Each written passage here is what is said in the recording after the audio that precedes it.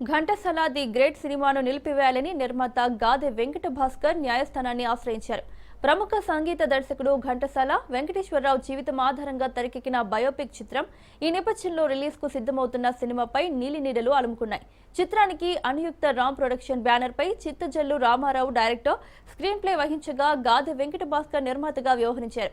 అయితే నిర్మాతను పక్కన పెట్టి డూప్లికేట్ బ్యానర్ మీద సెన్సార్ సర్టిఫికేట్ పొంది సొంతంగా రిలీజ్ కు డైరెక్టర్ ప్రయత్నిస్తున్నారని వెంకట భాస్కర్ కోర్టును ఆశ్రయించాడు.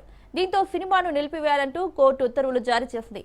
కోర్టు తీర్పును ధిక్కరించి సినిమాను ఎవరైనా రిలీజ్ చేస్తే చర్యలకు పూర్తి బాధ్యత వారే వహిస్తారని నిర్మాత తరపు న్యాయవాది రాజశేఖర్ తెలిపారు.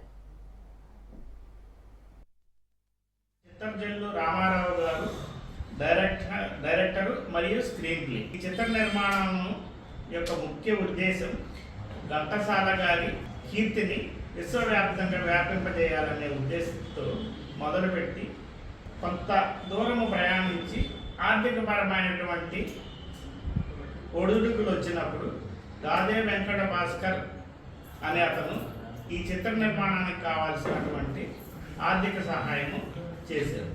అయితే సినిమా పూర్తయిన తర్వాత ఈ ఆర్థిక లావాదేవీలలో వీళ్ళిద్దరి మధ్య పొరపచ్చులు వచ్చి పెద్దలు మరియు శ్రేయోభిలాషుల సమక్షంలో ప్రారంభ కార్యక్రమాన్ని గాదె వెంకట భాస్కర్ కోర్టుల్లో ఛాలెంజ్ చేయగా శ్రీ 4వ senior civil judge court LB Nagar Rangareddy జిల్లా కోర్టు వారు ఈ చిత్ర నిర్మాణంను నిలుపుదల చేస్తూ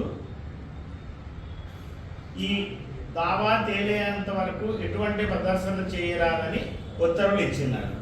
ఆ ఉత్తర్వులు పట్టి ఈ కేసు గురించి వివరాలు తెలియజేయాలని మరియు ఈ కేసు ప్రదర్శన ఈ చిత్ర ప్రదర్శనను నిలుపుదల చేయమని కోర్టు ఇచ్చిన ఉత్తర్వుల గురించి